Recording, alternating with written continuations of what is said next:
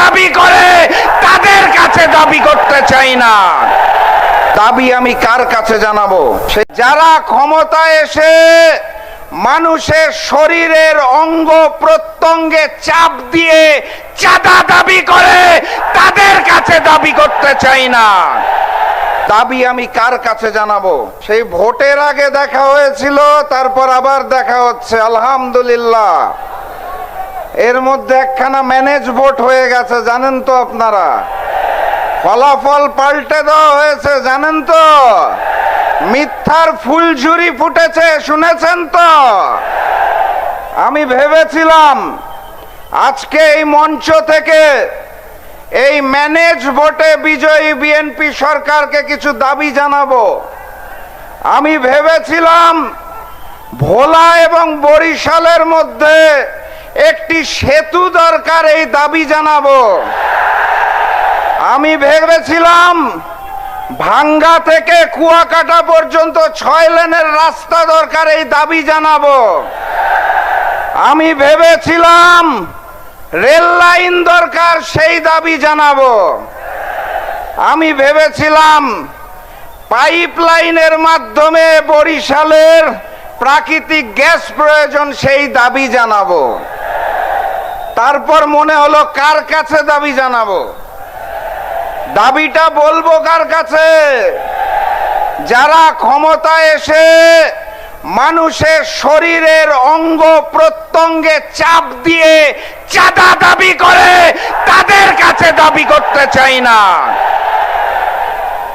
দাবি করব কার কাছে? মাননীয় প্রধানমন্ত্রীর কাছে।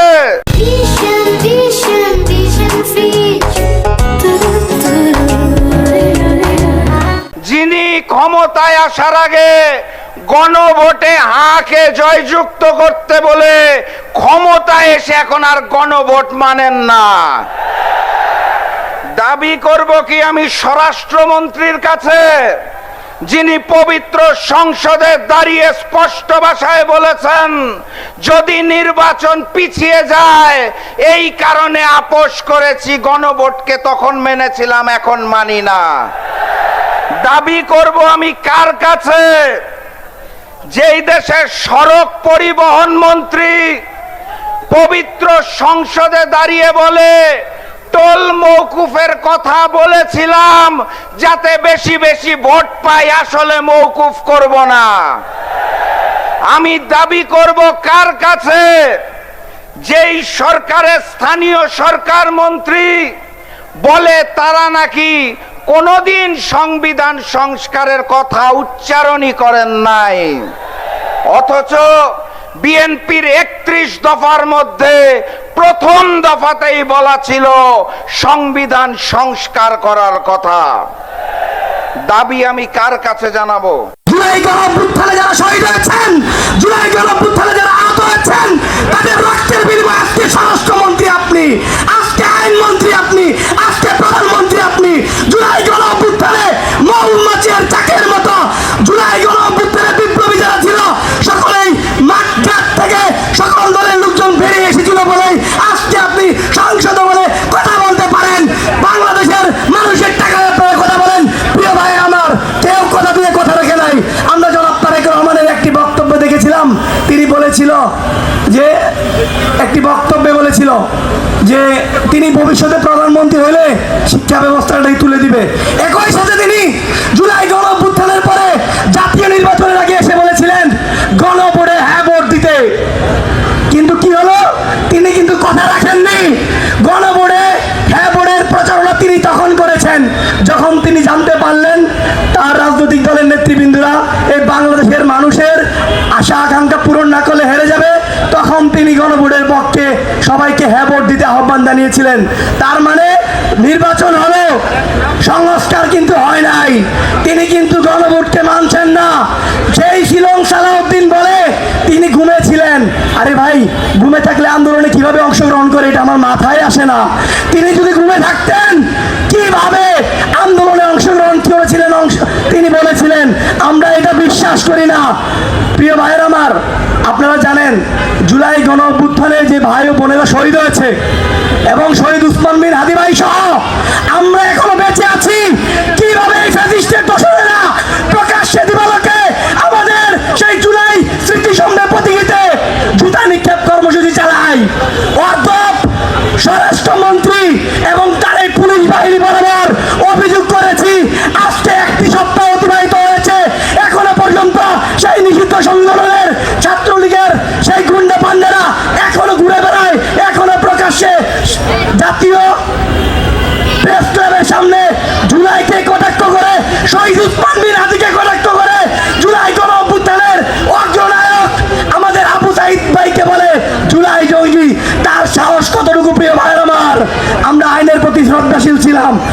আইনের প্রতি দায়িত্বশীল ছিলাম, আমরা দেখেছি, আমরা আইন অনুযায়ী পর্যবেক্ষণ নিয়েছি। যদি এই জুলাই জনতার আবার থেকে উঠে, ইনশাল্লাহ বলে দিলাম এইসব কারো এগুলোর টাইম আমার।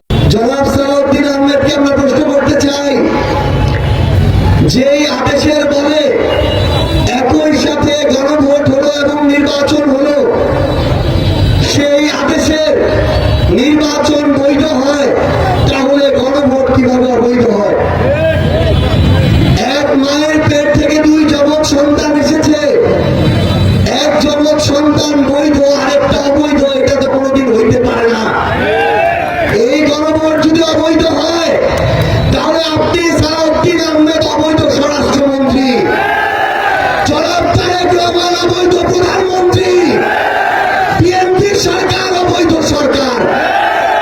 এখানে আসার আগে সোশ্যাল মিডিয়ায় বাংলাদেশের বর্তমান স্বরাষ্ট্রমন্ত্রী জনাব সালাউদ্দিন আহমেদের একটা প্রেস ব্রিফিং দেখছিলাম।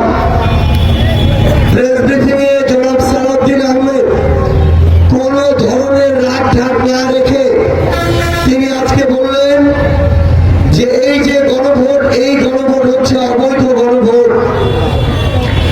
জনাব সালাউদ্দিন আহমেদকে আমরা প্রশ্ন করতে চাই, যেই আদেশের বলে একই সাথে গণভোট হলো এবং নির্বাচন হলো, সেই আদেশের নির্বাচন বৈধ হয়, তাহলে গণভোট কিভাবে অবৈধ হয়? এক মায়ের পেট থেকে দুই যমজ সন্তান এসেছে, এক যমজ সন্তান বৈধ, আরেকটা অবৈধ, এটা তো কোনোদিন হইতে পারে না। এই গণভোট যদি অবৈধ হয়, তাহলে আপনি সালাউদ্দিন আহমেদ অবৈধ স্বরাষ্ট্রমন্ত্রী, জনাব তারেক রহমান অবৈধ প্রধানমন্ত্রী, বিএনপি সরকার অবৈধ সরকার। কথা ভেবে চিনতে বলবেন। 50% মানুষ ভোট দিয়ে বিএনপিকে ক্ষমতায় বসিয়েছে, কিন্তু 70% মানুষ ভোট দিয়ে এই গণভোটের পক্ষে রায় দিয়েছে। গণভোট সাংবিধানিক না অসাংবিধানিক, এই সংবিধানের খেলা দেখাইতে আসবেন না। 17 বছর এই খেলা দেখাইতে গিয়ে একজনও সাহস করে দেশে ঢুকতে পারেন নাই। ওই সংবিধানের কথা যদি চিন্তা করি, তাহলে বাংলাদেশে 24-এর অভ্যুত্থানকে আপনি সালাউদ্দিন আহমেদ কোন সংবিধান দিয়ে ব্যাখ্যা করবেন, এটা আমরা একটু জানতে চাই। আমরা একটা কথা স্পষ্ট করে বলি, একটা দেশের প্রয়োজনে সংবিধান হয়, জনগণের প্রয়োজনে সংবিধান হয়, জনগণ আর দেশের উপরে কোনোদিন সংবিধান হইতে পারে না। সেখানে জনগণের মধ্যে যদি 70% মানুষ সংবিধানের সংস্কারের পক্ষে ভোট দেয়, জুলাই সনদের পক্ষে ভোট দেয়, আপনি সালাউদ্দিন আহমেদ কিংবা তারেক রহমান এটা বলার স্পর্ধা দেখাইতে পারেন না যে এই গণভোট অবৈধ। আওয়ামী লীগ এবং শেখ হাসিনাকে ঠেকাতে তারেক রহমান এবার সর্বদলীয় নৈশভোজ ডেকেছেন। সর্বদলীয় মানে বুঝেছেন তো? সর্বদলীয় মানে হচ্ছে বাংলাদেশে সেই একই বিএনপি, জামায়াত, এনসিপি গোষ্ঠী আর কি। অবৈধ ইউনূস যেমন আওয়ামী লীগ আর শেখ হাসিনাকে ঠেকাতে যমুনা থেকে লালু ভুলু কালো বলে ডাক দিলেই বিএনপি, জামায়াত, এনসিপির সঙ্গে কিছু খুচরা নেতা সর্বস্ব দল গিয়ে যমুনায় কমলার জুস পান করত। তেমনি তারেক রহমানও শেখ হাসিনার ফিরে আসার ঘোষণা এবং রাষ্ট্রের ভেতর তৈরি হওয়া নানা মাত্রিক চ্যালেঞ্জ মোকাবেলায় যমুনায় নৈশভোজ ডেকেছেন তার মিত্র শক্তিদের নিয়ে। এই মিত্র শক্তি তো আর কেউ নয়, সকলেরই মূল এবং প্রধান শত্রু আওয়ামী লীগ এবং শেখ হাসিনা। তাদেরই দমন করার নতুন কোনো কৌশল আজ রাতে তৈরি হবে। চলুন বোঝার চেষ্টা করা যাক। বলছে এটি নাকি পুরনো মিত্রদের মান অভিমান ভাঙানোর আয়োজন। সরকার গঠনের 5 মাস পর প্রধানমন্ত্রী তাদের সঙ্গে বসছেন, সম্পর্ক দৃঢ় করবেন, ভবিষ্যৎ রাজনৈতিক পরিস্থিতি মোকাবেলায় পাশে থাকার আহ্বান জানাবেন। কিন্তু প্রশ্ন হচ্ছে 5 মাস ধরে যাদের কথা মনে পড়েনি, হঠাৎ এখনই তাদের ক্ষুধা, অভিমান এবং রাজনৈতিক গুরুত্বের কথা মনে পড়লো কেন তারেক রহমানের? কারণ দেশের রাজনীতি রাজনীতির মাটির নিচে শব্দ হচ্ছে, ভয়াবহ শব্দ, অগ্নিগিরির মতো। বিএনপি বুঝতে পারছে যে ক্ষমতায় বসা আর ক্ষমতা সংহত করা এক বিষয় নয়। প্রশাসনের আনুগত্য, জোটের সন্তুষ্টি, অর্থনৈতিক ব্যবস্থাপনা, জনসমর্থন কোনোটি আর তারেক রহমানের সরকারের জন্য নিশ্চিত নয় বা কন্ট্রোলে নেই। তার উপর শেখ হাসিনা দেশে ফেরার ঘোষণা দিয়ে আওয়ামী লীগের নিষ্ক্রিয় নেতাকর্মীদের মধ্যে নতুন আলোড়ন তুলে দিয়েছেন। এই নৈশভোজের সবচেয়ে আকর্ষণীয় অংশ কি? খাবারের তালিকা কিন্তু নয়, অনুপস্থিত কারা সেটা একটু দেখুন। জমিয়তে উলেমা ইসলাম এবং আসম আব্দুর রবের জেএসডি আমন্ত্রণ পেয়েও যাচ্ছে না এই আলোচনায়। অভিযোগ, নির্বাচনে যথেষ্ট আসন দেওয়া হয়নি, সরকারের মূল্যায়ন করা হয়নি, অসুস্থ নেতার খোঁজ খবরও নেওয়া হয়নি। অর্থাৎ আওয়ামী লীগ বিরোধী সংগ্রামের সময় যাদের গণতন্ত্রের সৈনিক বলা হয়েছিল, ক্ষমতা পাওয়ার পর তারা আবিষ্কার করেছেন তাদের প্রয়োজন ছিল শুধু সিঁড়ি হিসাবে ব্যবহার হওয়ার। বিএনপি সেই সিঁড়ি বেয়ে ক্ষমতায় উঠেছে, এখন সিঁড়িগুলোকে ওই বারান্দায় ফেলে রেখেছে। আবার যখন ঘরটা কাঁপছে আওয়ামী লীগের হুঙ্কারে, তখন তাদের ধুয়ে মুছে নৈশভোজের টেবিলে ডাকা হচ্ছে। ওদিকে জামায়াত কি করছে বলেন তো? তারা নির্বাচন কমিশনের কাছে চিঠি দিয়ে বলছে স্থানীয় সরকার নির্বাচনেও আওয়ামী লীগের নেতাকর্মীদের প্রার্থী হতে দেওয়া যাবে না। স্থানীয় নির্বাচন দলীয় প্রতীকে না হলেও আওয়ামী লীগের পদধারীদের নাগরিক হিসাবে নির্বাচনে দাঁড়ানোর অধিকার কেড়ে নিতে হবে, সেটাই জামাতের উদ্দেশ্য। যে জামায়াত এক সময় নিজের রাজনৈতিক অধিকার, নিবন্ধন এবং নির্বাচনে অংশগ্রহণের সুযোগের জন্য গণতন্ত্রের কথা বলেছে, সেই জামায়াত এখন অন্য একটি দলের লাখ লাখ মানুষের রাজনৈতিক অধিকার নিষিদ্ধ করার প্রধান আবেদনকারী। মুখে অংশগ্রহণমূলক নির্বাচন, হাতে প্রতিদ্বন্দ্বী নির্মূলের তালিকা, এটাই যুদ্ধাপরাধী দলটির গণতন্ত্রের প্রকৃত সংজ্ঞা। বিএনপির সুবিধা কি জানেন? বিএনপির সুবিধা হচ্ছে বিএনপি নিজে যা বলতে পারে না তা জামায়াতকে দিয়ে বলায়। জামায়াত প্রকাশ্যে সেই দাবি তুলছে যা বিএনপি সরকার রাষ্ট্রীয়ভাবে কার্যকর করতে চায়। এনসিপি তথাকথিত জুলাই বিপ্লবের নৈতিকতার দোকান খুলে আওয়ামী লীগ নিষিদ্ধ রাখার পক্ষে স্লোগান দেয়, আর বিএনপি মাঝখানে দাঁড়িয়ে বলে বিচার শেষ না হওয়া পর্যন্ত কিছু করার নেই। তিনটি পক্ষ তিন ভাষায় কথা বললেও একই কথা বলে, উদ্দেশ্য একই, আওয়ামী লীগকে জনগণের কাছে যেতে দেওয়া যাবে না, ভোটারের সামনে দাঁড়াতে দেওয়া যাবে না, এমনকি ইউনিয়ন পরিষদের একটি ওয়ার্ডেও তাকে নির্বাচনী পরীক্ষা দিতে দেওয়া হবে না। অথচ তারা বলে যে আওয়ামী লীগ নাকি জনগণের মন থেকে উঠে গেছে, জনগণ নাকি আওয়ামী লীগকে চায় না। তাহলে সেটা ভোটে প্রমাণ করতে অসুবিধা কোথায়? কারণ তারা জানে আওয়ামী লীগের বিরুদ্ধে যত অভিযোগই থাকুক, দলটিকে প্রশাসনিকভাবে আদেশ দিয়ে বাংলাদেশের রাজনৈতিক ইতিহাস থেকে মুছে ফেলাতে যাচ্ছে না। বাংলাদেশের স্বাধীনতা, মুক্তিযুদ্ধ, রাষ্ট্র প্রতিষ্ঠা, গ্রাম পর্যন্ত বিস্তৃত রাজনৈতিক সংগঠনের সঙ্গে আওয়ামী লীগের সম্পর্ক রয়েছে। একটি সরকারের পতন ঘটানো যায়, নেতাকর্মীদের গ্রেপ্তার করা যায়, কার্যালয় বন্ধ করা যায়, পুড়িয়ে দেওয়া যায়, বাড়িঘর পুড়িয়ে দেওয়া যায়, ব্যবসা বন্ধ করা যায়, মানে শয়ে শয়ে নেতাকর্মীদের জেলের ভিতর মেরে ফেলা যায়, নিবন্ধন স্থগিত করা যায়। কিন্তু কোটি মানুষের রাজনৈতিক স্মৃতি যা আওয়ামী লীগ বহন করে বা আওয়ামী লীগকে বহন করে, তা নির্বাহী আদেশে বাতিল করা তো যায় না, যায় কি?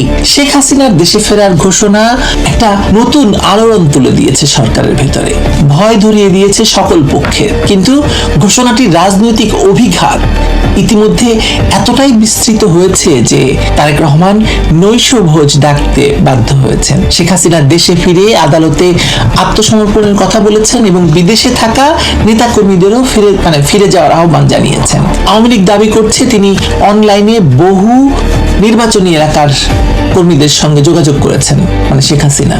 এর মানে দলটি নিশ্চিহ্ন হয়নি, বরং প্রতিকূল অবস্থায় নতুন সাংগঠনিক পদ্ধতি খুঁজছে।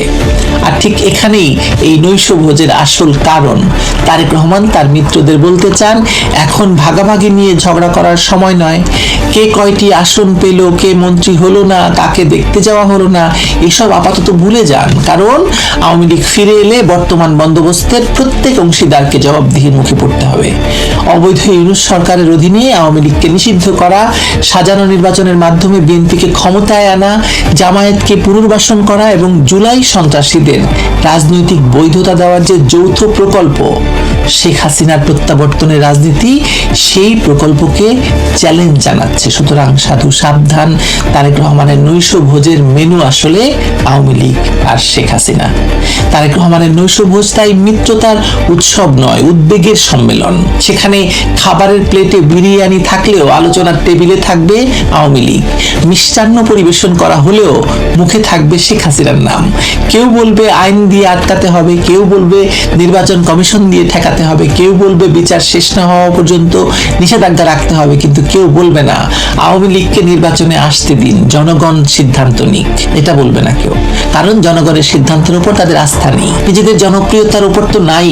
থাকলে স্থানীয় সরকার নির্বাচনে একজন আওয়ামী লীগ সমর্থিত প্রার্থীকে ঠেকাতে নির্বাচন কমিশনে দরখাস্ত করতে হতো না, নৈশভোজ ডেকে ক্ষুব্ধ শরিকদের আনুগত্য কিনতে হতো না, আর ক্যাবিনেট মিটিং ডেকে তারেক রহমানকে নির্দেশনা দিতে হতো না যে আওয়ামী লীগ নেতাদের উপর কঠোর হন, আওয়ামী লীগ নেতা কর্মীদের উপর আরো জুলুম চালান। রাষ্ট্রীয় নিষেধাজ্ঞার দেয়ালের আড়ালে দাঁড়িয়ে রাজনৈতিক প্রতিদ্বন্দ্বীর বিরুদ্ধে যুদ্ধ করতে হতো না তারেক রহমান এবং তার এই গংদের। বাংলাদেশ এখন এক অদ্ভুত গণতন্ত্র নিয়ে পথ চলছে। এখানে ক্ষমতাসীনদের মিত্র হওয়ার অধিকার আছে, কিন্তু বিরোধী হওয়ার কোনো অধিকার নেই। জামায়াতের রাজনীতি করার অধিকার আছে, কিন্তু মুক্তিযুদ্ধে নেতৃত্ব দেওয়া আওয়ামী লীগের নেই। মুক্তিযুদ্ধ বিরোধী জামায়াতের আছে, যুদ্ধাপরাধী জামায়াতের আছে। জুলাই সন্ত্রাসীদের দল বানানোর অধিকার আছে, কিন্তু আওয়ামী লীগের একজন সাবেক ইউনিয়ন নেতা নির্দলীয় নির্বাচনে দাঁড়ালেও রাষ্ট্র বিপদে পড়ে যাচ্ছে। তাই নৈশ ভোজের পর কি যৌথ বিবৃতি এলো, কে কার পাশে বসলো, কে কি খেলো, এসব বড় বড় কথা পত্রপত্রিকা আপনারা পড়বেন, জানবেন, কিন্তু সেটা বড় কথা নয়। আসলে বড় কথা হলো এই পুরো আয়োজন আবার প্রমাণ করছে যে বাংলাদেশের বর্তমান ক্ষমতার কাঠামো কোনো ইতিবাচক রাষ্ট্র দর্শন, অর্থনৈতিক কর্মসূচি বা জনকল্যাণের ঐক্যের উপর দাঁড়িয়ে নেই। এর একমাত্র সংযোগ সূত্র আওয়ামী লীগ বিরোধিতা এবং শেখ হাসিনার ভীতি। শেখ হাসিনা চলে আসছে এই ভয়। আওয়ামী লীগ এবং শেখ হাসিনাকে বাদ দিলে এই মিত্রদের এক টেবিলে বসিয়ে রাখার মতো আর কোনো রাজনৈতিক আঠা আপনাদের কাছে নেই। ফেভিকল খুঁজছে তারেক রহমান, তো ওই ফেভিকল হচ্ছে আওয়ামী লীগ আর শেখ হাসিনা। এ কারণেই এই নৈশ ভোজটি তারেক রহমান আয়োজন করেছেন। খাবার তৈরি করবে হয়তো রাষ্ট্রের মানে ইন্টারকন্টিনেন্টাল হোটেল, পাশেই তো ইন্টারকন্টিনেন্টাল হোটেল, কিন্তু মেনু নির্ধারণ করছেন কে? শেখ হাসিনা আর আওয়ামী লীগ। কারণ টেবিলে তিনি না থাকলেও প্রতিটি আলোচনায়, প্রতিটি উদ্বেগে, প্রতিটি রাজনৈতিক হিসেবের কেন্দ্রে থাকবেন শেখ হাসিনা এবং আওয়ামী লীগ। তারেক রহমান ডক্টর শফিকুর রহমানের কানে কানে কি বলবেন, নুরুল হক নুরু কি বলল, জোনায়েদ সাকি কি বলল, তারপর হচ্ছে নাহিদ ইসলাম কি বলল, এসব কোনো কিছু নয়। সবাই তারা বলবে শেখ হাসিনা আসছে। কি করা যায় বলেন তো? আতঙ্ক তাদের এই জায়গায় নিয়ে দাঁড় করিয়েছে। এত আতঙ্ক নিয়ে তারা ঘুমায় কি করে বলেন তো? ভালো থাকবেন। বিএনপি গর্ব করে বলে ৭১ তাদের, ৯০ তাদের, ২৪ তাদের, সবকিছু তাদের, আর কারো কিছু নেই। ৭১ তো বিএনপির জন্মই হয়নি, ৭১ তাদের হয় কিভাবে? এখন যদি বলে যে ৭১ শহীদ প্রেসিডেন্ট জিয়াউর রহমান স্বাধীনতার ঘোষণা দিয়েছেন এবং যুদ্ধ করেছেন, সেই কারণে হ্যাঁ ঘোষণা উনি দিয়েছেন, প্রথমবার নিজের পক্ষ থেকে, দ্বিতীয়বার আরেকজনের পক্ষ থেকে। আর যুদ্ধ উনি করেছেন, আমরা অবশ্যই সম্মান করি, কিন্তু এককভাবে যদি এক ব্যক্তিকে সব কিছু দিয়ে দেওয়া হয়, তাহলে বাকি যোদ্ধাদের পজিশন কোথায় থাকে? স্থানীয় সরকার প্রতিমন্ত্রী মীর শাহে আলম তিনি বলেছেন, ছাত্ররা আন্দোলন করে সরকারের পতন ঘটিয়েছে, আমরাও ছিলাম, তবে ক্যাপ্টেনের হাতে ডক্টর মোহাম্মদ ইউনূস লন্ডনে গিয়ে ট্রফি তুলে দিয়ে এসেছে। লজ্জা। আন্দোলন যে ছাত্ররা করেছে, সেই ছাত্ররা এবং তাদের মা বাবারা মিলে যাকে দেশের ক্ষমতায় বসাতে চাবে তারাই বসবে। ডক্টর ইউনূস যদি এটা করে থাকেন, আমি এটারও নিন্দা জানাই, এবং এই আত্মস্বীকৃতির মধ্যে দিয়ে এটা প্রমাণিত হলো যে ইঞ্জিনিয়ারিং এর কথা নির্বাচনে উঠেছে, সেটা সত্য। এখন বলতে পারেন আপনারা কি করলেন? ভোট দিলাম ৭০ মানুষ, আপনারা ভোটটা করে তুলতে পারলেন না কেন? আমরা কেন পারিনি তার জবাব আমার চেয়ে আপনারা কম জানেন না। তবে এটা কি, আমি সেদিন পার্লামেন্টে বলেছিলাম গরু বারবার ধান খেতে আসে, কিন্তু কপাল যখন মন্দ হয় তখন কিন্তু জালে বেঁধে যায়।